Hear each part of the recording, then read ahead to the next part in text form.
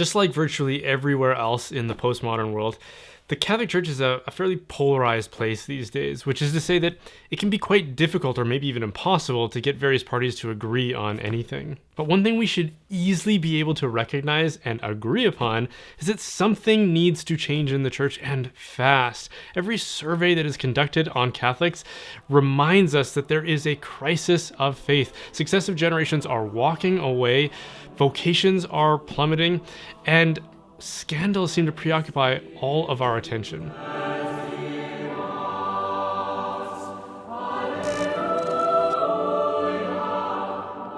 And if you doubt that there is a crisis in the church today, or maybe you like what you see happening, let me offer a crude analogy that comes from the business world as we consider the mission of the church, which comes to us directly from Jesus, in case there's any doubt about that, when he said, "Go and make disciples of all nations, baptizing them and teaching them everything that I have taught you." Which is to say, go out and proclaim the kingdom in such a compelling way that people will be inspired to lay down their current lives as they are and be reborn through water and fire, that is to say, through baptism, and then dedicate their lives to discipleship and following Jesus. And that's what his disciples and apostles went on and did. They went out and preached the kingdom and converted countless people. Pope Paul VI, in his apostolic exhortation, I think that's what it was, Evangelii Nuntiandi, said that the mission of the church is to evangelize. Well, sadly, in the 15 years or so I've been Catholic, I can think of more people who have left my parish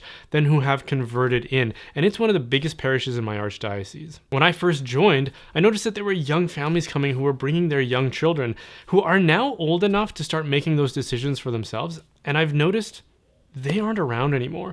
And I don't mean to dump on my parish. My parish isn't some sort of an exception. It's the norm. So for comparison's sake, I'm finally getting to that analogy I was going to use. Imagine a car company whose purpose is to produce and sell cars.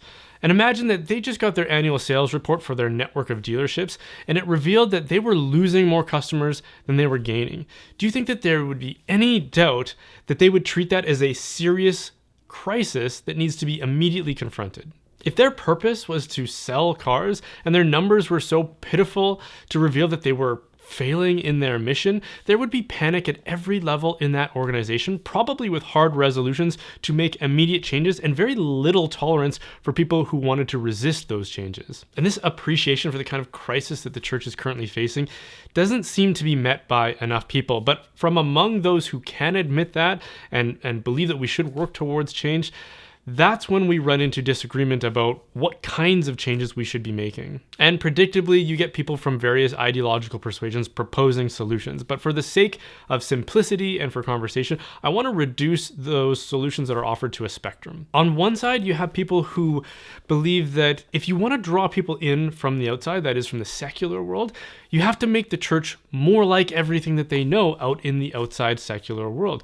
That way it will be more attractive to them. This is what I would call the get with the times approach to renewal. So they would say that we need to make concessions to the world regarding the things that are important to them.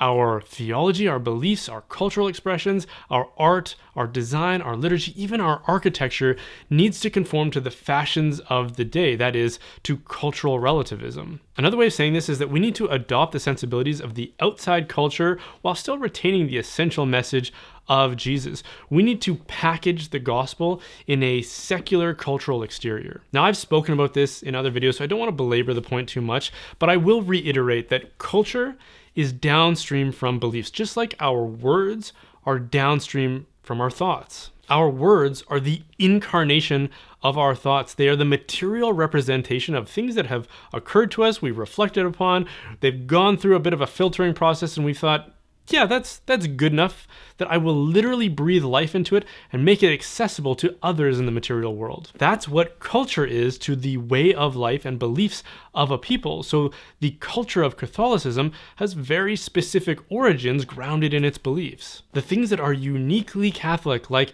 our tradition of music, Gregorian chant, our theology, our blending of faith and reason, our art, design, and our architecture, like Gothic architecture, that is a unique expression of the Catholic faith tradition. Some like to say that Gothic architecture is theology in stone. These are all expressions of of our culture, the incarnation of our beliefs. To try to adopt a culture that is inherently not Catholic, like secular culture, and to try to package our beliefs in their music, their ceremony, their art and design and architecture would be like trying to communicate your thoughts with somebody else's words. So just take exactly what they say, repeat it back, and hope that it somehow conveys your thoughts. This is how self-defeating it is to try to take the message of Jesus, the message of the Catholic Church, and to wrap it in a cultural exterior that is born of a way of life that is not Catholic. And if that isn't convincing for you, or maybe this appears all too abstract and theoretical for you, the nice thing about all of this speculation is that it doesn't have to remain merely hypothetical, because there are plenty of real world examples of communities that are descended from the Protestant Revolution who have gone all in on this theory of renewal. Like the Anglicans or the Episcopalians. They've gone all in on just about everything that progressives in the Catholic Church are currently campaigning for us to adopt. And how has that worked out for them? Has it ushered in an age of renewal, or has it accelerated their decline? Unfortunately, it appears to be the latter. Here in Canada, where the Anglican Church is historically one of the largest non-Catholic Christian denominations, they released a report just last year that said within 2 decades, at the rate of decline they're currently experiencing, that is less than a generation, there will be no more members. The United Church, which is the formerly largest non-Catholic denomination in Canada, is also facing that same cliff. And they're not alone. This story can be retold countless times from mainline Protestant denominations who have acquiesced to the surrounding cultural relativism. But if making these concessions to the outside world, if this truly was the path to renewal, then these denominations who stopped speculating about this long time ago and started implementing it should be in the ecstasy of some springtime of renewal. But the opposite is true. So knowing that we have all of these real world examples that all tell the same story, how blindly committed to your ideological theories would you have to be to say, nah, it'll be different when we do it. This is still the path to renewal within the Catholic Church. We need to do what all of these desperately dying communities have already done. And while this is merely anecdotal, I find it hard to ignore. This downward decline that I've been describing is certainly present within my archdiocese, except for at least one glaring exception that I can think of, which is the FSSP chaplaincy, which offers the traditional Latin Mass. In the time since my family started attending it, maybe a couple of years ago, it has doubled in size. This in spite of the fact that we're only operating at 15% capacity because of government restrictions, and also because you can't receive communion because it's only offered on the tongue according to the old liturgical rubrics. People are still flocking to this liturgy because of the uniquely Catholic liturgical and theological expression that they find there, even though they can't receive communion. I'll leave you with one more analogy, which again I admit is crude because it comes from the business world, but my expertise is in branding, so these analogies come easy to me. Whenever I'm consulting with a client about their brand or their brand strategy, there are criteria that I use to help them evaluate the direction that we're going on or what they currently have. One of those criteria is uniqueness, because when you start a new business, if you're not offering something unique, you're not giving consumers or the marketplace any reason to switch over to what you're offering. But when we say we need to get with the times, what we're really saying is that we need to suppress the things that make us unique. Our culture, liturgy, music, our art, our traditions. That is to say, we need to become more like the outside world, or we need to become redundant. Now, again, if we were talking about a business, that would make absolutely no sense. No sense. If you appear on the marketplace with a product packaged the exact same way, with the same price and everything, it's the same product, nobody's going to leave what they already have and come over to your offering. They would just say, thanks, we already have that. Why would we switch? Why would we disrupt our comfort, our familiarity, and come over to embrace the same thing over here?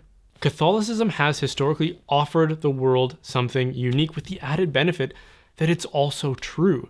These are its traditions, its doctrines, its beliefs, its culture, its art, its ceremony, its liturgy, and on and on and on. These are its traditions, and its traditions are what make it unique. It is an utter fool's errand to say that we can make the Catholic Church more attractive to the outside world by giving them and offering them what they already have. The way to renewal in the Catholic Church, the way to evangelize the outside world, is by embracing our traditions, which all amount to our culture. Hey, thanks for watching that. If you enjoyed it, then be sure to like and subscribe for more. And if you want to support the making of content like this, then please consider joining my online community, The Reinforcements. It's kind of like Patreon, but instead of being beholden to a big tech company, it's a website I built entirely myself, so there's no risk of us being censored or shut down or anything like that. There are hundreds of people who have already signed up, and our mission is to renew and reinforce the church. So if that's you, then come check it out. As an added bonus for certain tiers, I will also send you a gift box from Glory and Shine, which is a Catholic, family-owned and operated company. They make bath and body products. They're actually their beard balm I'm supporting, or I'm sporting right now. I'm not just a spokesperson, I'm actually a customer. So even if you don't join the Reinforcements, maybe check them out anyways. Glory and Shine, they're an amazing company.